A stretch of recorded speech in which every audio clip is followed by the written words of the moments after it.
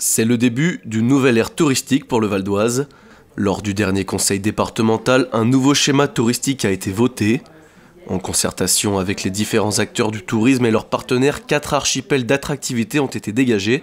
Le Vexin à l'ouest du département, Roissy au sud-est, la forêt de Montmorency au sud et la vallée de l'Oise au nord.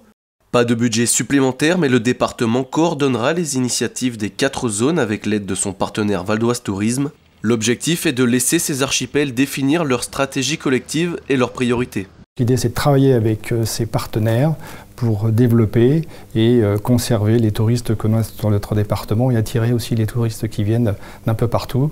Donc on n'a pas l'ambition de concurrencer Paris. C'est vrai qu'il y a une concurrence très, très forte dans cette région Île-de-France. Donc l'idée, c'est vraiment de jouer nos atouts et de fédérer les acteurs touristiques de notre département. Cette nouvelle stratégie part d'un constat simple. Malgré un fort potentiel et une offre diversifiée, l'attractivité du département reste limitée.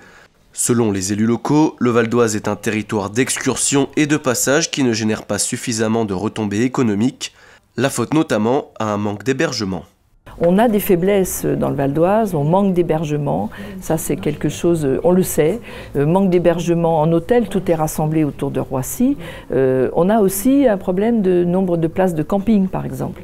Le tourisme vert est quelque chose de très important, on a un magnifique Val d'Oise, les 2/3 du département sont aujourd'hui ruraux. C'est donc une belle coulée verte, il faut qu'on en profite, il faut qu'on donne même aux Parisiens l'envie de venir dans le Val d'Oise. Le nouveau schéma touristique s'étale jusqu'en 2022. Comme chaque année, le département va lancer un appel à projets touristiques innovants.